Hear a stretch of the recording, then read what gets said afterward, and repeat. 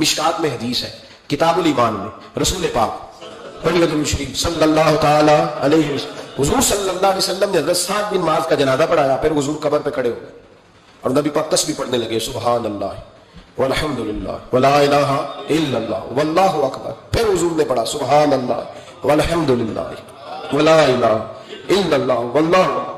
حضرت انس بن مالک کہتے ہیں حضور کے چہرے کا اچانک رنگ بدلا، آنکھوں میں آنسو آئے، حضور نے زور سے پڑھنا شروع کر دیا سبحان اللہ والحمد للہ ولا الہ الا اللہ واللہ اکبر۔ کہتے ہیں حضور نے زور سے پڑھا، آہستہ آہستہ محبوب کے چہرے پہ خوشی آنے لگ گئی۔ جب حضور فارغ ہو گئے، دعا مانگی، نکلنے لگے تو عرض کی یا رسول اللہ یہ کیا تھا؟ حضور فرمانے لگے تمہارے بھائی کی قبر تنگ ہو گئی، میں نے تسبیح پڑھی ہے تو اللہ نے اس کی قبر کو کشادہ کر دیا ہے، اللہ نے اس کی قبر کو۔ تو پھر اس کا مطلب ہے قبروں پہ کھڑے ہو کے تلاوت کرنا، عبادت کرنا، ان کے لیے کوئی تسبیحات پڑھنا، یہ نبی پاک کی سنت صلی اللہ تعالی۔ یہ مسئلہ بھی سمجھ میں آ گیا۔ اب آگے چلتے ہیں، کہتے ہیں جی ختم، پھر آخر میں ختم شریف ہی رہ جاتا ہے کہ وہ ختم شریف نہ پڑھیں۔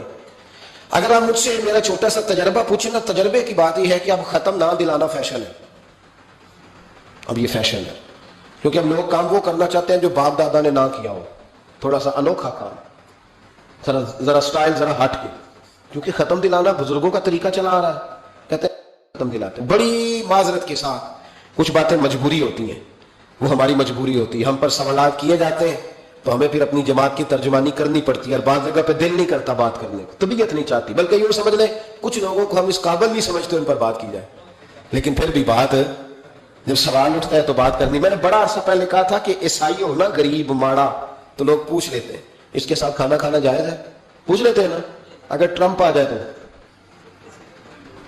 جی وہ بھی عیسائی ہے کہ نہیں؟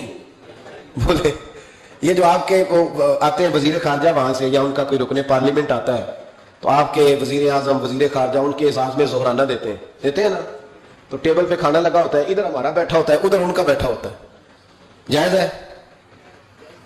پوچھا کسی نے مسئلہ کیوں؟ وہ تگڑا اس لیے پاکستان کا عیسائی ہو تو فتویٰ اور ہے، اور امریکہ کا ہو تو فتویٰ، بولے صحیح کہہ رہے ہو؟ امریکہ والے عیسائی ہیں کہ نہیں؟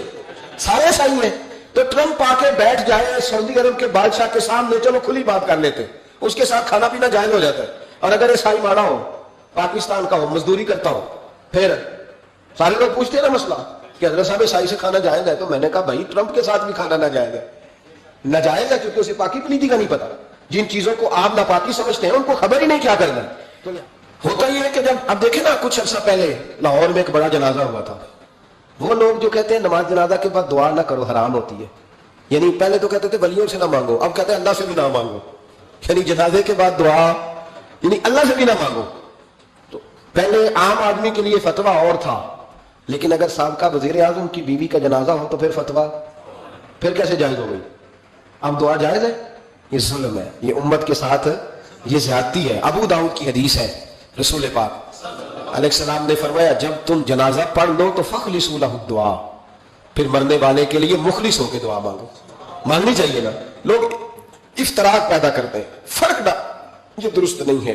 امت کے اندر یہ آپ نے بات یاد رکھنی ہے، ہمیشہ سے اولیاء کے آراس کا سلسلہ ہے، عرس منائے جاتے ہیں، ان پر ختمات شریف ہوتے ہیں۔ اب ختم شریف کے حوالے سے سن لیں، رسول کریم علیہ السلام نے ہمیں ایک دعا بتائی ہے کھانا کھانا، کہتے ہیں آگے کھانا رکھ کے قرآن شریف نہیں پڑھنا چاہیے، کھانا کا آگے رکھ کے آپ بسم اللہ شریف پڑھتے ہیں؟ پڑھے ذرا، پڑھتے ہیں نا ماشاءاللہ، یہ قرآن پاک ہے کہ نہیں؟ تو روٹی جائز ہوئی کہ ناجائز ہو گئی؟ برکت والی ہو گئی، بلکہ حضور نے فرمایا جو بسم اللہ نہ پڑھے اس کے ساتھ تو شیطان شریک ہو جاتا ہے۔ تو ہم تو بھائی ہر روٹی ختم پڑھ کے کھاتے ہیں، ایک آئے تو ہم ہر کھانے سے پہلے پڑھتے ہیں، تو آپ اس بات سے منع کر لیں، کہتے چلے جی آپ پڑھ لیں، آیتیں پڑھ لیں پھر دعا نہ مانگے۔ لو سن لو، سامنے کھانا رکھ کے دعا، کس بات میں الجھ گئے یار؟ امت کو بڑی بات بتاؤ، دنیا بڑی آگے چلی گئی، انہیں آگے لے کے جاؤ، تم کیا کر رہے؟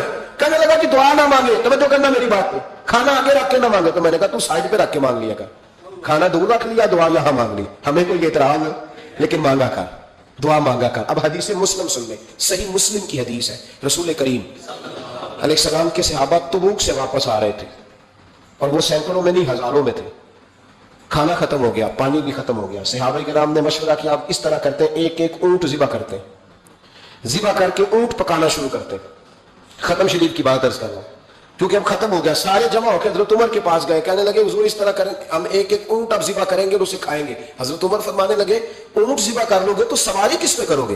کہ حضور پھر کیا کریں؟ فرمایا جتنا جتنا کھانا تمہارے پاس ہے نا میرے پاس لاؤ. کسی کے پاس اتنی سی کھجوریں تھیں, کسی کے پاس آدھا کلو سرکہ تھا, کسی کے پاس چند بچے ہوئے ٹکڑے تھے, سارا کچھ حضرت عمر کے پاس لائے. جناب عمر نے اپنی چادر میں اپنے صافے میں سارا کچھ باندھا, سیدھے دروازہ رسول پہ پہنچ گئے. نبی کریم علیہ السلام کے آگے کھانا رکھ کے, آگے لنگر رکھ کے حضرت عمر کہنے لگے یا رسول اللہ ذرا برکت کی دعا کر دیں. ہزاروں میں لشکر ہے. یہ نظریہ ہے جناب عمر فاروق کا, یہ طریقہ ہے حضرت عمر کا. نہ اس طرح کرو, امت کو نہ لڑاؤ. میرے رسول کریم علیہ السلام کے غلام نے, حضرت عمر نے کھانا آگے رکھا تو حضور مسکرائے. حضور کہنے لگے عمر تو طے تک ہی پہنچ گیا. حضور مسکرائے اور مسکرا کے محبوب نے ہاتھ اٹھائے, دعا فرمائی. حضرت عمر کہتے ہیں جب میں اٹھا کے لے گیا تو وزن اس کا اتنا ہی تھا, جب میں لایا تھا جتنا وزن تھا وزن بعد میں بھی اتنا ہی تھا. فرماتے ہیں میں نے وہ کھول دیا, اتنا سا کھانا تھا, میں نے کہا لو بھی کھاتے جاؤ. کہنے لگے ہزاروں کے لشکر میں کھا لیا, کھانا پھر بھی بچ گیا. فرمانے لگے واپس مدینے آنے تک ہم کھاتے رہے پر وہ کھانا ختم نہیں ہوا. یہ ہے کھانا آگے رکھ کے دعا کرنے کی برکت. یہ ہے کھانا آگے رکھ کے, یہ دعا کرنے کی برکت ہے. کھانا آگے رکھ کے. درویشوں کا لنگر کبھی ختم نہیں ہوتا. درویشوں کا لنگر کن کا میں کن فصلہ ٹہ کن ہووے بخت سواللہ, دنیا آوے کھا کھا جاوے راضی ہووے بلا. درویشوں کا کبھی لنگر ختم ہو تو جاری رہتا ہے. ان کے آستانوں پہ ہمیشہ لنگر ختم شریف پڑھنا, اصالِ ثواب کرنا, یہ ہمارا طریقہ ہے.